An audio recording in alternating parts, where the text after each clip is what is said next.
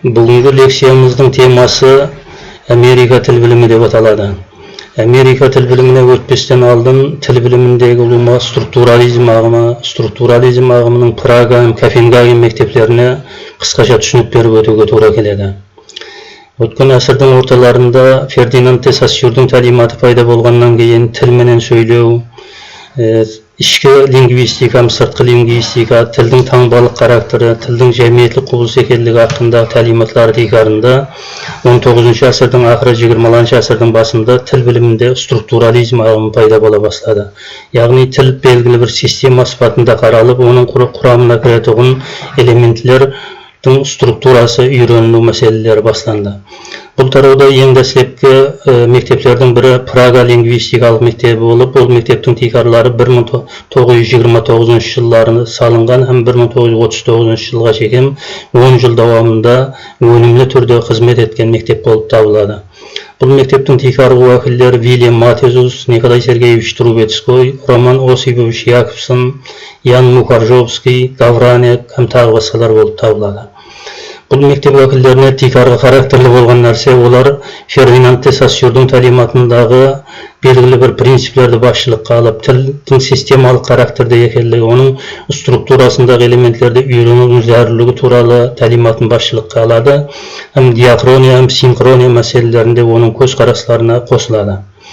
Бұл ілімпазлардың ішінде Вильям Матезустың зерттеулері тілдің синтаксілік құрылысын зерттеуге бағышталған болып, гәптің актуал ағзалары деген түсініктерді тіл біліміне алып келеді, тема һәм рема түсініктерін тіл біліміне алып келеді, һәм солай ете отырып тілге жаңаша қатынасты пайда етуге әрекет етіледі. Бұл мектептің ең көрнекті уәкілдерінің бірі Николай Сергеевич Трубецкой болып табылады. Трубецкойдың текарғы минеті өмірінің ақырына шейін 12 жыл давамында жазған минеті фонология текарлары деген минет болып табылады. Фонология текарлары минетінде дүниядағы 100-ден астам тілдердің фонологиялық системасы кең түрде үйренілген, фонема һәм оның оттенклары, фонемалардың оппозициясы, қабатласқан сеслер һәм тағы басқалар хақындағы оның тәлиматы ұлыма жер жүзі тіл біліміндегі фонологиялық энциклопедия деп аталса да болатығы минет болып табылады. Бұл мектептің уәкілдерінің ішінде Роман Осипович Яковсонның минетлері текарынан тілдің фонемалық системасын үйренуге қолданылған методларды морфологиялық системаға байланысты қолдануға әрекет етуі, соның ішінде септік категорияларын осы методлар текарында зерттеуге бағышталғандығымен ажыралып тұрады. Бұл мектеп сонымен бірге функционалдық лингвистика деп аталады. Бұның текарғы себебі тілдің әрқилы мақсатқа бағдарланған функциялардан ібарат екендігін, яғни тілдің коммуникатив функциясы, хабарлау функциясы бар екендігі, тілдің номинатив функциясы, оның атама функциясының бар екендігі һәм эмоционал экспрессивтік функцияларының бар екендігін дәслепкі мәртебе осы мектеп уәкілдері өздерінің зерттеу объектілеріне айландырды. Әсіресе олардың ішінде Прага мектебінің уәкілдерінің ішінде Ян Мухаржовский әдеби тілдің функциялары мәселелерін көтеріп шықты. Яғни көркем әдебият стилі, рәсми қағазлар стилі, іліми стиль, ауызекі сөйлеу стильдерін бір-бірінен ажыратып үйренудің зәрулігі туралы өзінің зерттеулерін алып барды. Бүгінгі күнге жеткен біздің тіл білімімізде әне осы концепциялар басшылыққа алып келінбекті. Енді екінші бір структурализм ағымының екінші бір мектебі бұл Копенгаген мектебі болып табылады. Бұның текарғы уәкілдері Виго Берендал, Лю Элмслеп, Ханс Улдаллар болып табылады. Бұл мектеп уәкілдері өздерінің зерттеулерінде текарынан математиклер Бертранд Рассел мен Альфред Вайкеттің тәлиматларын басшылыққа алады, яғни тілде математикалық модульдестіру методларын қолдануға әрекет етеді. Бұл мектептің текарғы уәкілі Лю Элмстептің минетлері тіл теориясына байланысты постулатлар деп аталады, яғни бұл жерде ұлыма дүния тілдеріне тән болған универсал құбылыстар, тіл элементтері ортасындағы байланыстар мәселелерін зерттеуге ұмтылады. Бұл логика-типологиялық модульдестірудің үлгісі. Яғни бұл мектептің жетіскерлік тараптерінің бірі бұл бүгінгі күнде пайдаланып отырған электрон аударма мәселелеріне өзінің әмели жәрдем беруімен характерленіп тауып тұрады. Енді бұл мектеп текарынан жаңағы айтқанымдай тілдің құрылысының ішіндегі элементтер ортасында байланыстыларды зерттеу мәселесіне текары диққат аударады.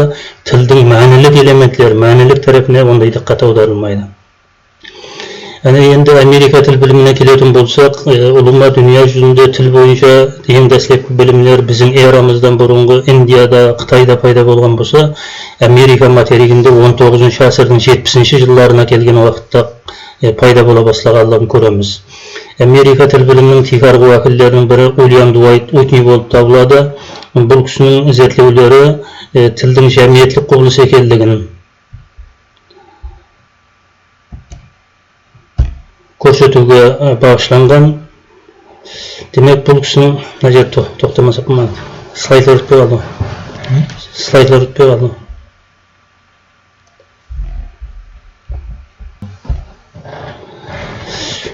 Уитнидің минеті 1875 жылы пайда болды. Тілдің пайда болуы һәм рауажлануы деген минеті бар. Бұл минетінде Уитни тілдің жәмиеттік құбылыс екендігі, жаңағы Фердинанд де Сассюр менен дерлік бір уақытта тіл системасы, оның структурасы хақындағы мәселелерді зерттеуі менен әһмиятлі болып табылады. Уитнидің минеті Америка тіл білімінің тикарын салушы минет болуы менен бағалы. Bundan кейін Америка тіл білімінде екі ағым пайда бола бастады. Бірінші ағым Франц Боас тикарын салған ағым болып табылады. Франц Боас өзі Германияда туылған ілімпаз, Америкаға көшіп барған, Америка индеецтердің тілі бойынша кең түрде зерттеулері менен белгілі.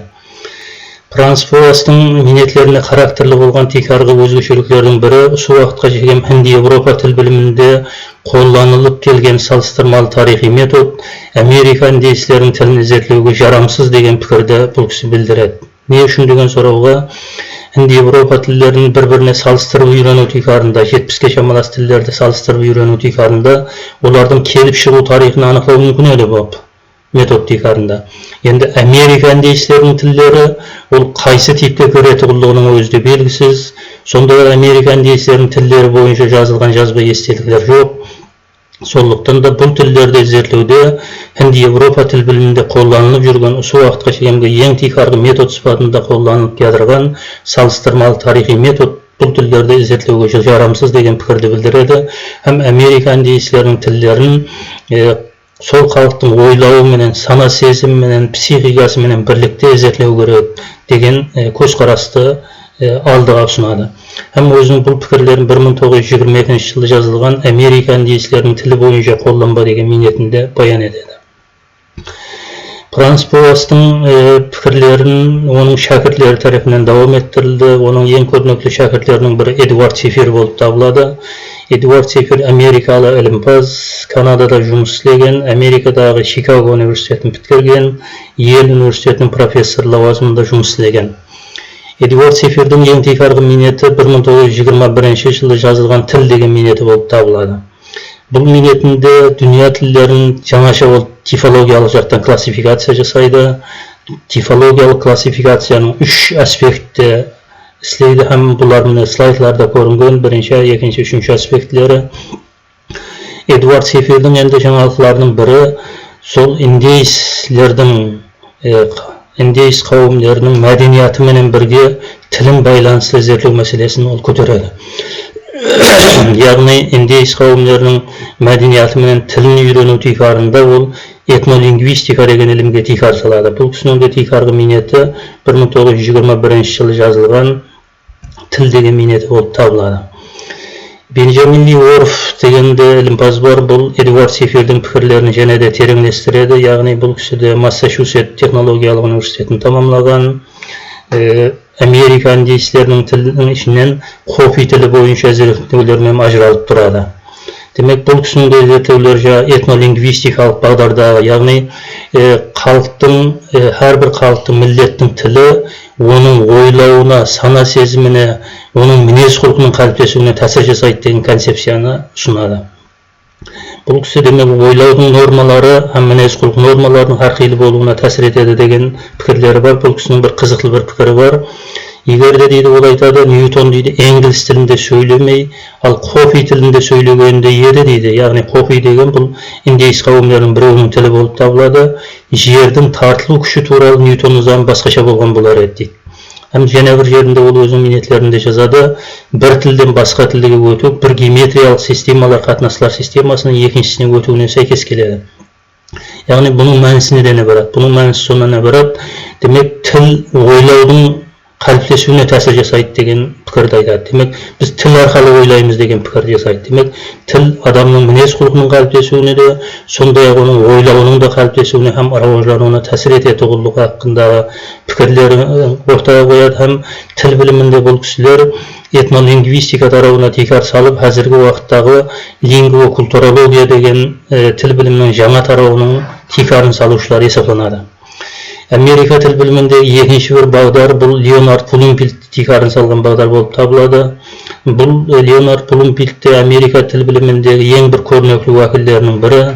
Ол жас грамматистер мектебінің концепцияларына текарланған. Яғни тілдің ең кіші майда бөліктерін зерттеу хақында өзінің тәлиматларын береді. Оның ең текарғы минетлерінің бірі тіл хақында ілім үшін бірнеше постулатлар деген минеті болып табылады. Әне осы минетінде дескриптив лингвистиканың теориялық текарларын дәлелдеп береді. Яғни дескриптив лингвистика деген бұл баяндау лингвистикасы, яғни сыртқы форманы зерттеуге көбірек итибар беру дегенді аңлатады. Леонард Блумфилдтің де 1933 жылы жарияланған тіл деген ажайып минеті бар. Бұл минет Америка лингвистикасындағы текарғы минетлердің бірі. Соңғы уақытта лингвистика тарауында зерттеулер алып барған ілімпаздар көрсетеді. Фердинанд де Сассюрдың ұлыма лингвистика курсы Хинди Еуропа тіл білімінің рауаждануына қандай тәсір жасаған болса, Леонард Блумфилдтің тіл деген минеті Америка тіл білімінің рауаждануына сондай дәрежеде тәсір жасады деген пікірлерді жазады. Яғни бұл жерде Леонард Блумфилдтің тәлиматлары сол уақытта Америка тіл білімінде, Америка ілімінде үстемдік еткен психологияның бихавиоризм деген ағымның тәсірінде соның теориялық текарында дөрегелігін көрсетеді.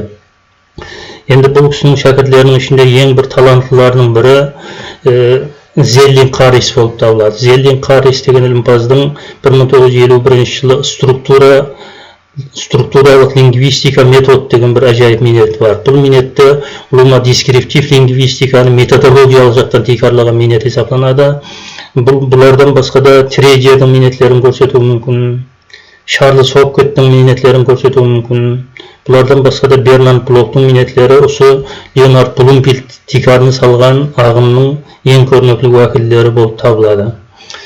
Енді этнолингвистикалық бағдардағы зерттеулерді давам еткен ілімпазлардың ішінде Кеннет Лифаевты айрықша көрсетіп өту керек. Себебі Кеннет Лифаевтың 1960 жылы пайда болған адам мінез құлқының бірлескен структурасы теориясына тілдің тәсірі деген. Яғни бұл минетінде адамның мінез құлқының қалыптасуына сол адамның қайсы тілде сөйлеуі белгілі дәрежеде тәсір ететіні хақында өзінің тәлиматларын алып барған. Сондай-ақ Альберт Юджин Найттың морфология минеті де осы бағдарда істелген жұмыстар, яғни этнолингвистикалық зерттеулерді рауаждандыру бағдарында алып барылған жұмыстар. Әсіресе олардың ішінде Чарльз Фриздің де минетін айрықша атап өту керек. Себебі Чарльз Фриздің 1952 жылы жарияланған инглиз тілінің структурасы деген минетінде бір ажайып бір зерттеу ұсылы алып барылған. Яғни бұл жерде адамлардың 5 минуттан 30 минутқа шейінгі телефонларда сөйлесуі жазып алынған, 2,5 мыңдай информатордан жазып алынған. Һәм солай етіп отырып, инглиз тілінің Америка вариантының сөйлеу тіліне характерлі болған мәселелер зерделенген. Демек, бұл жерде Фердинанд де Сассюрдың тәлиматында тіл һәм сөйлеу деген мәселе бар. Тіл менен сөйлеуді бір-біріне ажыратып бару. Демек, бұл жерде сөйлеу әрбір индивид тарапынан әмелге асырылады. Тіл болса, бұл абстракт құрылма. Яғни, мәселен, қарақалпақ тілі деп алатын болса, қарақалпақ тілін көзіменен көрген адам жоқ осы уақытқа шейін. Қарақалпақ тілі қарақалпақ миллетінің санасында жасайды. Ал енді ол шайыр бола ма, жазушы бола ма, қаншалы дәрежеде күшлі рауажданған, ямаса белгілі бір ілімпаз бола ма, ямаса оқушы бола ма, әрбір халықтың уәкілі осы тайын халында халықтың миллетінің санасында жасап отырған тілден өзінің мүмкіншілігіне қарап пайдаланады. Тілден қолдану тәжірибесіне қарап, қалеген бір ситуацияға байланысты қолдану болып табылады. Әне Чарльз Фриздің зерттеуі, әне сол инглиз тілінің Америка вариантының сол телефонда сөйлесулер текарында сондай зерттеу жұмысын алып барғандығын көреміз. Оның өзіне тән өзгешеліктерін анализдегендігін көруімізге болады. Енді бұлардың Америка тіл білімінің ішінде соңғы уақытта пайда болып отырған жаңалықтардың бірі бұл Ноум Хомскийдің трансформациялық генеративтік грамматикасы деген тәлимат болып табылады. Ноум Хомский өзі негізінде Европадан шыққан, анасы Белоруссиялы, әкесі Украиналы еврейлер, Америкада, Филадельфияда туылған, Пенсильвания университетін бітірген, ондан кейін Гарвард университетінде жұмыс істеген, қазіргі уақытта Аризона университетінде жұмыс істейді, еліге жегем тірі, 1928 жылы туылған. Әне осы Ноум Хомский 1957 жылы синтаксілік құрылыс деген өзінің бір минетін жариялады. Синтаксілік құрылыс минетінде тілге бүткілі жаңаша қатынас жасауға ол әрекет етеді, яғни өзінің бұл минетінде төменгі һәм жоғары структура деген түсініктерді алып келеді. Мәселен, Гумбольдтта бар еді, Гумбольдтта тілдің ішкі формасы һәм тілдің сыртқы формасы деген термин бар еді, яғни внутренняя форма языка и внешняя форма языка. Лью Эльмстевке келген уақытта ол план выражения һәм план содержания, яғни сәулелену планы, сәулелендіру планына өзгерді. Яғни сәулелену планы бұл мазмұн, сәулелендіру планы бұл фонемалар, морфемалар, сөздер, гәплер.